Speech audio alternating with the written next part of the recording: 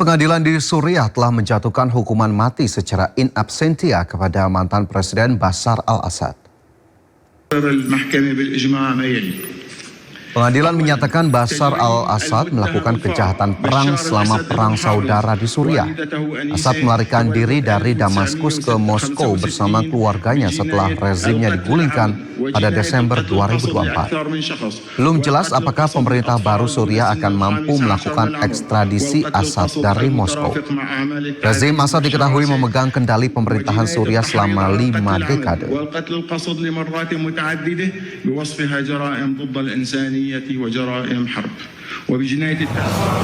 Pengadilan Suriah juga menjatuhkan hukuman mati kepada Atef Najib, sepupu Assad sekaligus mantan kepala keamanan politik di Provinsi Dera, Suriah Selatan. Atef Najib dihadirkan dalam kurungan di ruang sidang saat hakim membacakan vonisnya. Najib dinyatakan bersalah atas sejumlah tindak pidana termasuk pembunuhan dan penyiksaan terhadap anak-anak di bawah usia 15 tahun.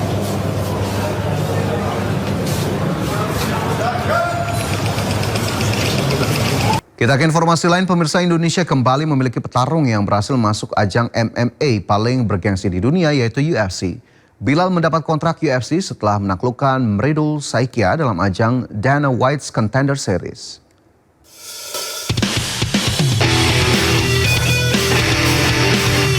Petarung Indonesia Bilal Hasan resmi mendapat kontrak bertarung di UFC setelah mengalahkan Mridul Saikia dari India dalam Dana White's Contender Series.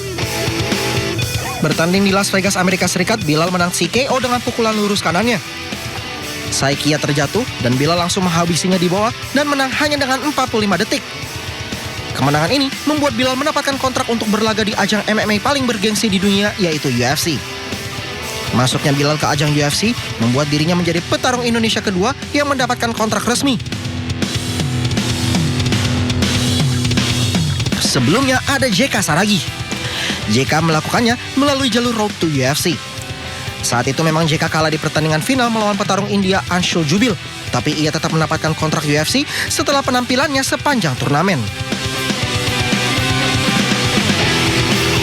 Indonesia terus mematangkan persiapan menjelang kejuaraan dunia BWF. Ganda putra masih menjadi tumpuan Indonesia untuk bisa menyumbang gelar juara.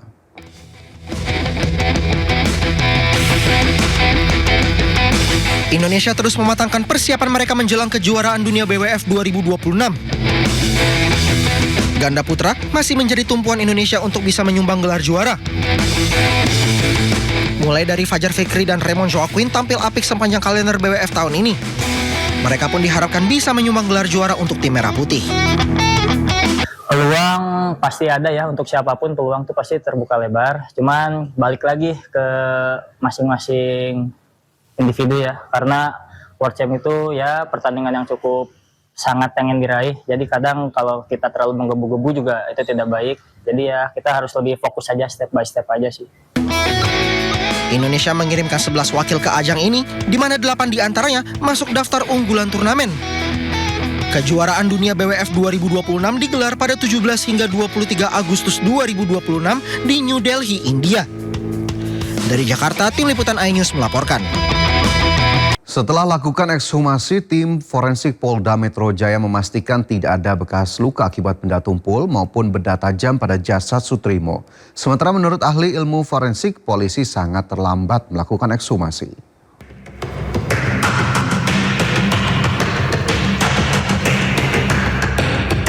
Setelah 20 hari dimakamkan, penyidik Polda Metro Jaya akhirnya membongkar makam Sutrimo.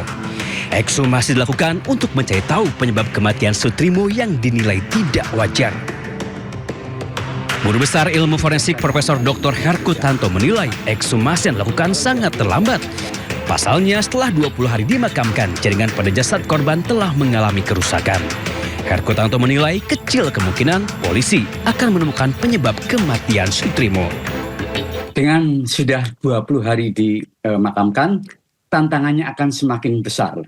Jaringan-jaringan lunak itu biasanya akan sudah rusak dan hancur. Kalau jaringan-jaringan yang keras itu masih bisa. Dengan demikian, kita hanya mengandalkan pada sejauh mana kondisi lingkungan tadi itu akan merusak kondisi jasad dari Sutrimo yang bersangkutan tadi. Jadi makin lama peluangnya semakin kecil. Sebelumnya, tim penyidik Polda Metro Jaya membongkar makam Sutrimo di pemakaman Bantar Agung, Desa Walahar, Kecamatan Wangon, Banyumas, Jawa Tengah. Proses ekshumasi berlangsung hampir 4 jam. Tim forensik memastikan tidak menemukan bekas luka akibat benda tumpul maupun benda tajam pada jasad korban. Dari hasil pemeriksaan dalam, pemeriksaan luar dan pemeriksaan dalam, secara visual kami tidak mendapatkan tanda-tanda luka yang dimana diakibatkan oleh karena kekerasan tumpul maupun kekerasan tajam. Kamis 23 Juli, orang dekat ex-Jampisus Febri Adriansyah ditemukan pingsan di depan klinik Morden. 4 pria misterius membawanya ke Rumah Sakit Muhammadiyah Taman Puring. Pihak rumah sakit menyatakan Sutrimo tiba dalam keadaan sudah tidak bernyawa dengan mulut dan hidung mengeluarkan busa. Di tengah proses hukum yang telah menjerat Febri Adriansyah, kematian Sutrimo pun menyedot perhatian publik. Kasus kematian Sutrimo pun telah naik ke penyidikan dengan dugaan pembunuhan berencana. Tim Liputan Ainus melaporkan. Ekshumasi jasad Sutrimo kini membuka babak baru pengusutan kematiannya. Pembongkaran makam dilakukan untuk mengungkap penyebab kematian serta mencari petunjuk baru dalam kasus ini. Dan berikut perbincangan Yudi Handoyo dengan kuasa hukum keluarga Sutrimo, Aan Rohaini, dan Komisioner Kompolnas Yusuf Warsim. Baik, kita lanjutkan dialog kita. Saya ke Mbak Aan kembali. Tadi seperti yang dijelaskan tentang sakit yang sudah lama ya Mbak Aan, ini juga tadi diceritakan oleh pihak kuasa hukum. Mbak Aan, seberapa dekat sih hubungan almarhum dengan keluarga Pak FA dan keluarga almarhum dengan keluarga Pak FA? Apakah ada semacam kedekatan khusus begitu mengunjungi ke sana misalnya ke Banyumas? Tidak pernah. Jadi gini, Pak Sutrimo itu selama hidupnya itu memang orangnya tertutup, dekat dengan keluarga juga dengan adiknya itu. Hanya via WA hanya menceritakan tentang kegiatan dia hari ini dan lain-lain. Yang bersangkutan sama sekali tidak pernah ngobrol banyak terkait dengan pekerjaannya gitu kan. Adapun Pak FA tidak pernah ke Purwokerto, tapi dari keluarga pernah ada Soim misalnya, pernah diajak sama ibunya, pernah diajak ke rumah FA sebelum selesai, sebelum jadi, sebelum rumahnya jadi, tapi tidak pernah ketemu Pak FA. Jadi keluarga tidak memiliki ingatan terkait dengan apakah Pak FA sedekat apa ke Pak Sutrimo. Tapi pada prinsipnya Pak Sutrimo selalu kalau misalnya apa-apa ditelepon Bapak. Jadi selalu mengatakan kayak kemarin pulang juga karena diminta Bapak untuk pulang. Tiketnya sudah disediakan dan lain-lain kan seperti itu gitu kan. Jadi karena saking pekerjaan tertutup lah. Cuma memang dia menjelaskan bahwa misalnya memang tugasnya diantaranya misalnya kalau ada rumah ini diperbaiki dan lain-lain, yang bayar listrik, yang bayar air dan lain-lain juga Pak Sutrimo gitu kan. Artinya dia orang salah satu orang yang memang dipercaya, karena dipercayalah pegang kunci itu pasti dipercaya gitu kan. Nah artinya tapi tentang apakah Pak FA deket banget sama keluarga dari sini tidak, karena baru kali ini juga kita mendengar ucapan bela sungkawa melalui pengacaranya begitu kan. Tapi pada prinsipnya pasti akan kita sampaikan kepada keluarga. Itu aja sih Mas. Mbak Aan, almarhum ini maaf nih kalau terlalu pribadi, apakah memiliki anak istri Mbak?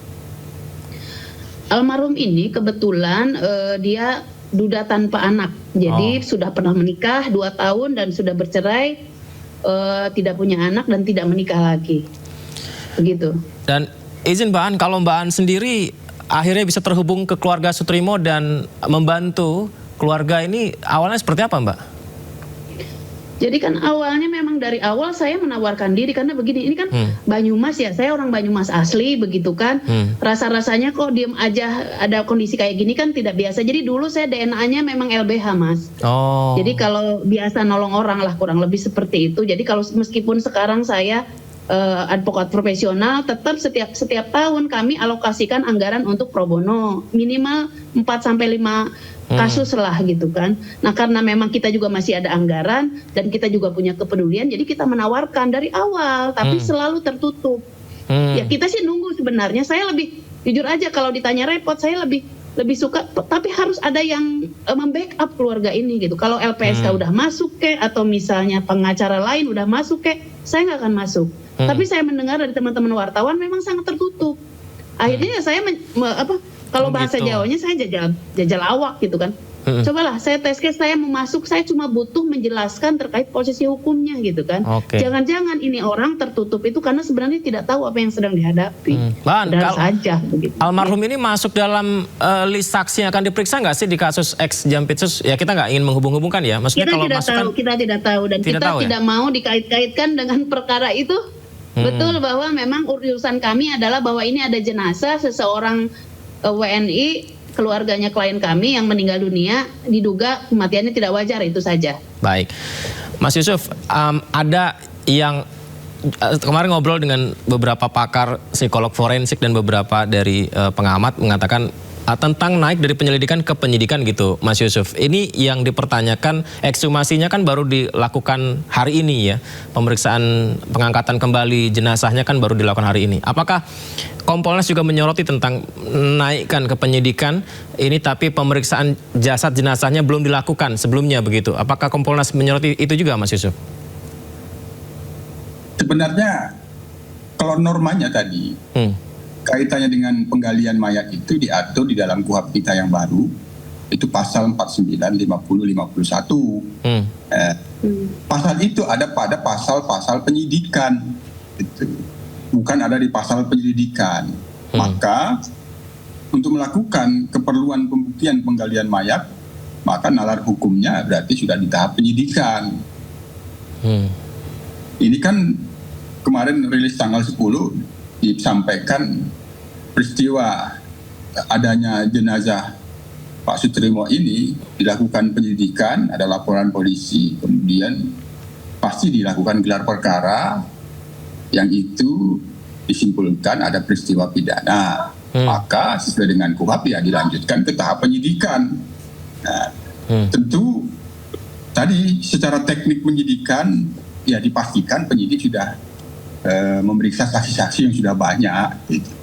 Jadi bisa keterangan saksi, petunjuk gitu, fakta-fakta itu. Perselisihan sengketa lahan antara masyarakat 3 kampung di Kecamatan Anak Tuha, Lampung Tengah kembali memanas. Perselisihan pun berujung pembakaran mes karyawan dan sejumlah fasilitas perusahaan.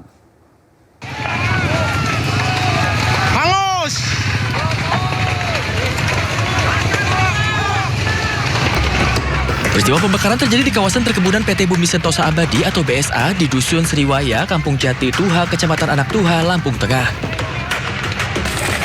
Sejumlah warga mendatangi kawasan perusahaan dan meminta seluruh karyawan serta penghuni mes untuk meninggalkan lokasi. Setelah karyawan dan penghuni mes meninggalkan lokasi, massa kemudian membakar sejumlah bangunan dan fasilitas perusahaan. Api membakar mes karyawan, gudang, 1 unit sepeda motor, tangki solar, serta 3 unit mobil milik perusahaan. Tidak ada korban jiwa dalam peristiwa ini. Aksi pembakaran terjadi akibat konflik lahan antara masyarakat dan PT BSA yang telah berlangsung selama belasan tahun. Ratusan aparat kepolisian dan TNI kini masih melakukan pengamanan di kawasan PT BSA. Dari Lampung Tengah, Lampung, Ferry Syaputra, iNews melaporkan.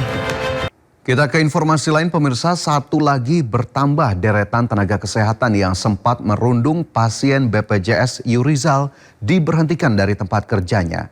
Nike Adelia Marliana, seorang nakes RSUD Cicalengka Kabupaten Bandung, diberhentikan karena komentar nirempatinya di media sosial. Ingin mengucapkan turut berbelasungkawa kepada keluarga korban Yurizal dan juga ingin mengucapkan permohonan maaf yang sebesar-besarnya kepada keluarga korban atas komentar saya di tweet. Assalamualaikum warahmatullahi wabarakatuh. Inilah permintaan maaf atau klarifikasi yang disampaikan Nike Adelia Marliana, seorang tenaga kesehatan RSUD Cicalengka, Kabupaten Bandung, Jawa Barat. Permintaan maaf disampaikan usai ucapan nirempatinya di media sosial terhadap pasien BPJS yang meninggal Yurizal menuai kecaman beberapa waktu lalu. Namun, ucapan permintaan maaf saja ternyata tidak cukup. Bupati Bandung Dadang Supriyatna telah meminta manajemen rumah sakit mengambil langkah untuk memecat Nike. Ucapannya tersebut dianggap tak beretika, melanggar aturan, serta mencoreng dunia kesehatan dan institusi rumah sakit. tidak beretika, tentu saya sangat kecewa. Dan saya sudah instruksikan bahwa orang tersebut dipecat atau dikeluarkan dari ASN dan termasuk dari Rumah Sakit Cicalengka, yang tentunya juga berlaku untuk semuanya. Siapapun yang melakukan pelanggaran etika, disiplin dan sebagainya, maka kami tidak akan segan-segan sekaligus memberhentikan orang tersebut. Sebelumnya, seorang pasien BPJS Yurizal Trihairawan mendapat rundungan di media sosial dari sejumlah dokter dan tenaga kesehatan. Hal ini lantaran Yurizal mengunggah curhatan di media sosial terkait lamanya menunggu ruangan perawatan. Dan tak lama kemudian Yurizal diketahui meninggal pada 31 Juli lalu. Mendapat kecaman dari masyarakat, sejumlah dokter dan tenaga kesehatan ramai-ramai minta maaf. Masyarakat pun berharap sanksi tegas terus diberlakukan bagi tenaga kesehatan yang tak punya empati agar kejadian serupa tak terulang di kemudian hari. Tim Liputan iNews melaporkan.